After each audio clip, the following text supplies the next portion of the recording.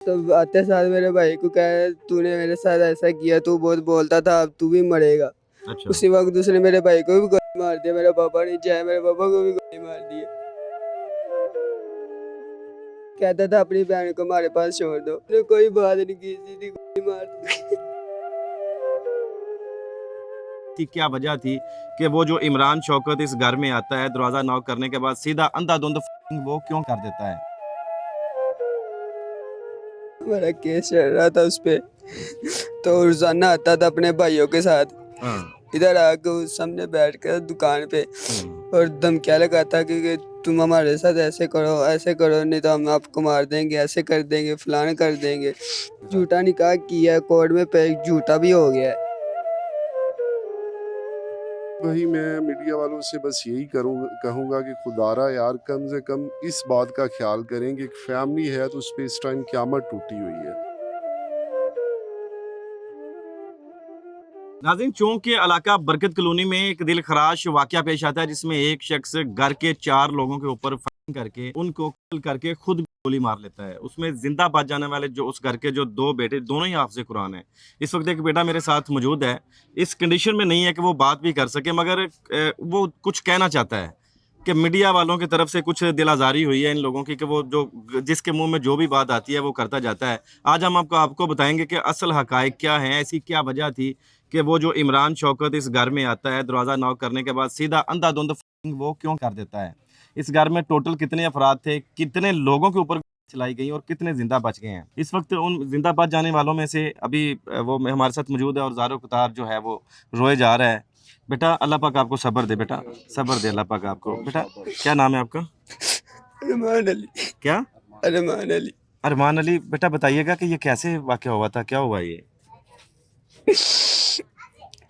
हमारा केस चल रहा था उस पे, तो रोजाना आता था अपने भाइयों के साथ, इधर आके उस सामने बैठ कर दुकान पे और धमकियाँ लगाता कि तुम हमारे साथ ऐसे करो, नहीं तो हम आपको मार देंगे, ऐसे कर देंगे, फलान कर देंगे। केस किस चीज़ का चल रहा था? मेरी सिस्टर को अगवा किया था उन्होंने। अच्छा, उन्होंने अगवा किया हुआ था। कुछ पता चला है कि वो निकाह भी किया हुआ था आपकी सिस्टर के साथ? झूठा निकाह किया है, कोर्ट में पे झूठा भी हो गया है। कोर्ट ने कैद भी की है, 1 महीने की कैद हुई है, उसके बाद उसे रिहा कर दिया गया है। अच्छा, ये जेल भी गया हुआ था? जी। अच्छा, जिस दिन ये वाक़या होता है, ये क्या हुआ था कि कितने बजे आया था आपके घर में? सुबह 5, 5:30 आया था। अच्छा, सुबह 5:30 आया, तो आप लोग क्या कर रहे थे? मैं और मेरा पापा और मेरा भाई ऊपर सो रहे थे और नीचे मेरी सिस्टर, मेरी अम्मी और मेरा भाई था। अच्छा। तो ऐसे ही अंदर आया। पहले मेरे भाई को जो हाफिज़े कुरान है, जो बच्चे पढ़ा रहा था, ज़ीशान है जो? उस्मान। उस्मान, अच्छा। उसके ऊपर करने लगा तो नहीं, गोली नहीं चली, कोई भी गोली नहीं चली। तो मेरी सिस्टर को मारने लगा तो मेरी वालदा आगे हो गई है, तो वालदा को एक लगी है। अच्छा। तो उसके बाद वो मेरे भाई और मैं नीचे आए हैं। मेरे भाई ने मुझे मना कर दिया था नीचे आने को। तो आते साल मेरे भाई को कहा तूने मेरे साथ ऐसा किया, तू बहुत बोलता था, अब तू भी मरेगा। अच्छा। उसी वक्त उसने मेरे भाई को भी गोली मार दिया। मेरे पापा नीचे आए, मेरे पापा को भी गोली मार दी है और मेरा पापा इधर बाहर आके गिरा है। अच्छा, एक मीडिया पे हम सुन रहे थे कि वो जो जालिम शख्स है, जिसका नाम इमरान है, और उसका बेटा जो है वो आपकी सिस्टर के पास कुरान की तालीम भी हासिल करता था। जी, मेरी सिस्टर के बाद ट्यूशन पढ़ता था, हमारे पास कुरान की तालीम भी हासिल कर। वो इस वक्त मौजूद था यहाँ पे?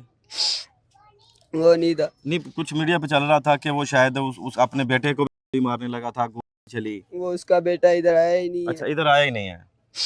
जब से हुआ है अगवा का, उसके बाद हमने कोशिश किया उनको बुलाना ही छोड़ दिया।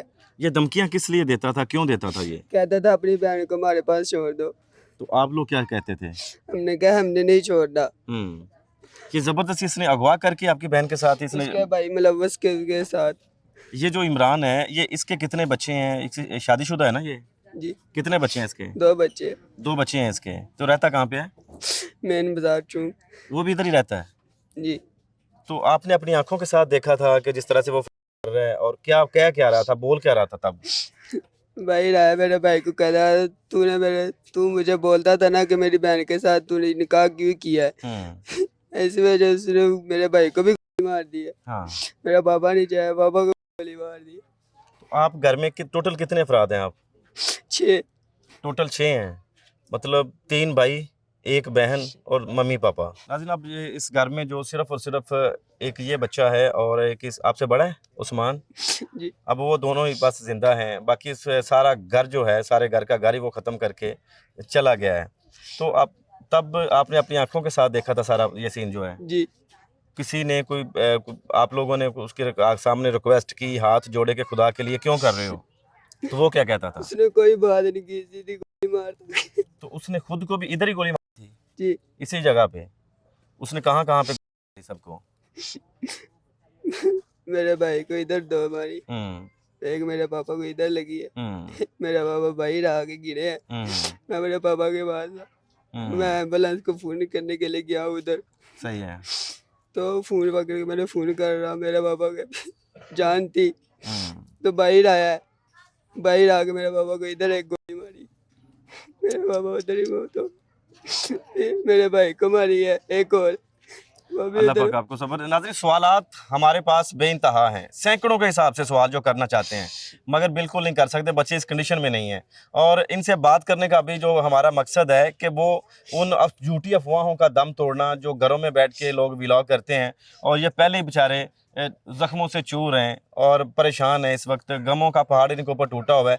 जब वो गुफ्तगू सुनते हैं, जब वो व्लॉग सुनते हैं, तो इनका दिल और भी दुखता है। इस वक्त हमारे साथ मलिक यासर साहब यहाँ पर मौजूद हैं। मलिक अफजल खोखर MNA साहब के कोऑर्डिनेटर हैं, यहाँ पर समाजी वर्कर हैं। सर, ये आपके इलाके में बड़ा अफसोसनाक वाक़या हुआ है, आप क्या कहते हैं इस बारे में?